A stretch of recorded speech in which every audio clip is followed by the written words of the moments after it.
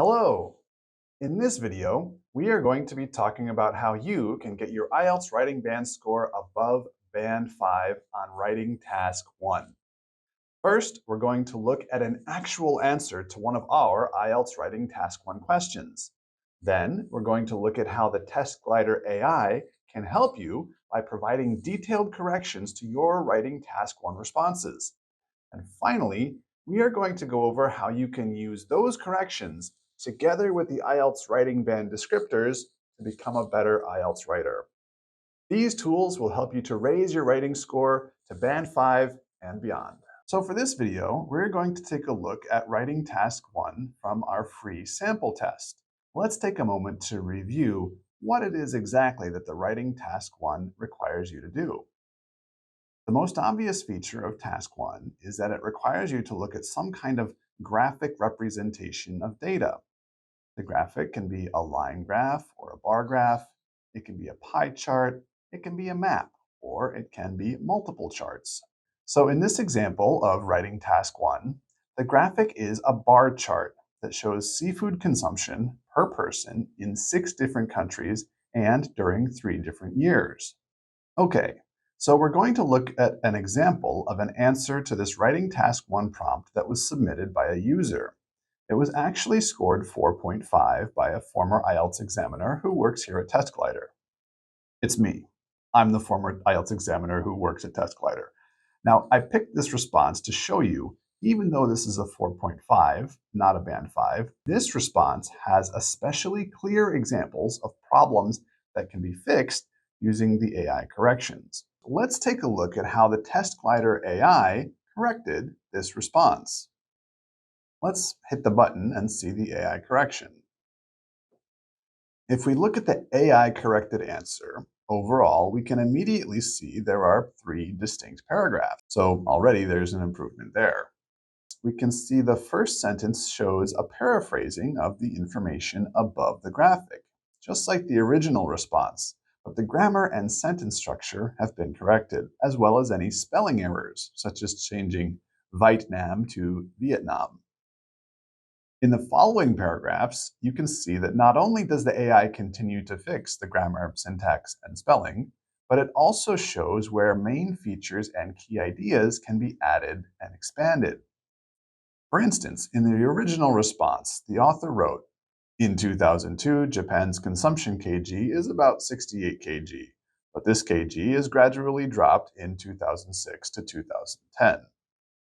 The AI correction writes that in 2002, Japan had the highest average annual seafood consumption at 68 kilograms per person.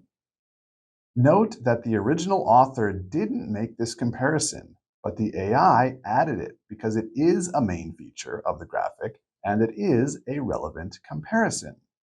So using the AI, you can see not only where the grammar and vocabulary should be fixed, but you also can see where a main feature or a relevant comparison is needed if you forgot to include one. Now, let's take a closer look at the rubric for writing task number 1 and see exactly why this answer is scored at 4.5. Let's look at Band 5. For Band 5, for task achievement, key features are selected which are not adequately covered, or the recounting of those details is mainly mechanical. That's a pretty good description of this response, so it meets those descriptors. Then we have, there may be no data to support the description. This is an important key descriptor, which we can see from the bold text here in the rubric. We'll talk about the bold text a little bit later after we've seen some more examples of it. But there is data here. They use specific years and they use specific measurements and amounts, so it satisfies this descriptor. Next on the list, there is a tendency to focus on details without referring to the bigger picture. The author does focus on details, and they do mention the bigger picture in the introduction, so this meets that descriptor. Lastly, there's no irrelevant, inappropriate, or inaccurate material that detracts from task achievement. But there is limited detail when extending and illustrating the main points. As I mentioned earlier, it's a little bit short, and some details are omitted. So this response meets this descriptor. and therefore all the band criteria for Band 5. Next, let's take a look at coherence and cohesion. For coherence and cohesion Band 5, the first descriptor says that organization is evident, but is not wholly logical, and there may be a lack of overall progress.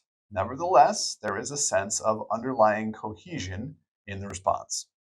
This is a good description of how this response is organized because there is an introduction and 2 supporting paragraphs, but the paragraphs are quite vague about how the ideas are connected to each other. Next, it says there may be limited or overuse of cohesive devices. So in this case, limited use of cohesive devices with some inaccuracy is a correct description. Finally, the writing may be repetitive due to inadequate or inaccurate use of reference and substitution. In this case, it's not repetitive, but it doesn't have to be because the descriptor says that it may be repetitive, not it must be. So again, this response is a Band 5. Now let's take a look at lexical resource. The first criteria is the resource is limited but minimally adequate to the task. The resource is minimally adequate. We get the message. Then we have simple vocabulary may be used accurately, but the range does not permit much variation and expression. Again, I think this is a reasonable description of the vocabulary here. I would also say that there are frequent lapses in the appropriacy of word choice and a lack of flexibility.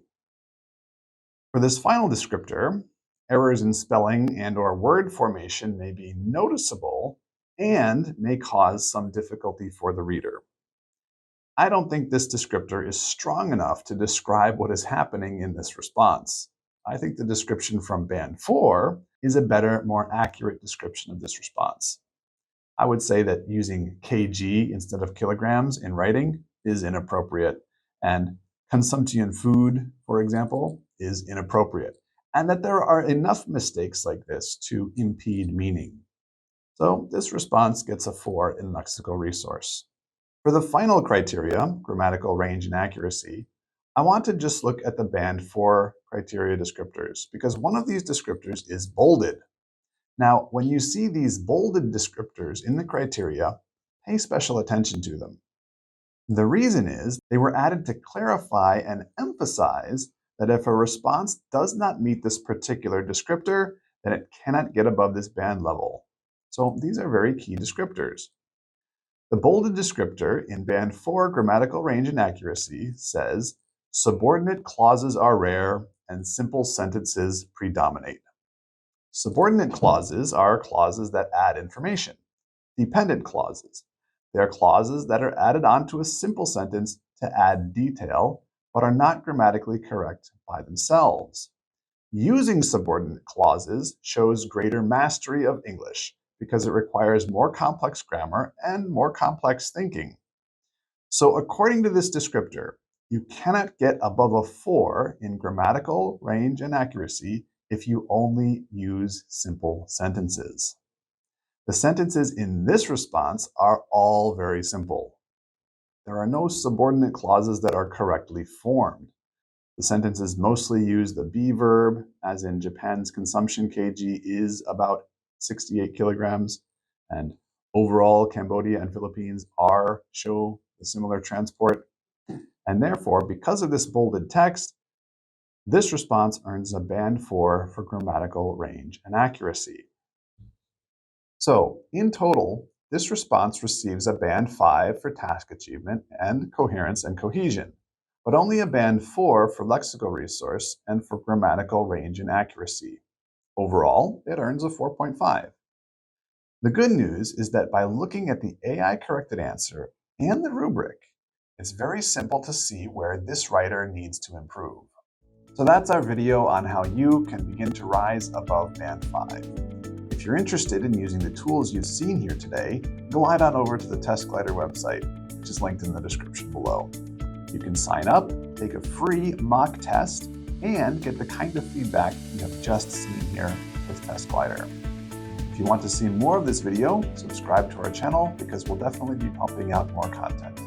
Study hard, have a great day, and we'll see you in the next video.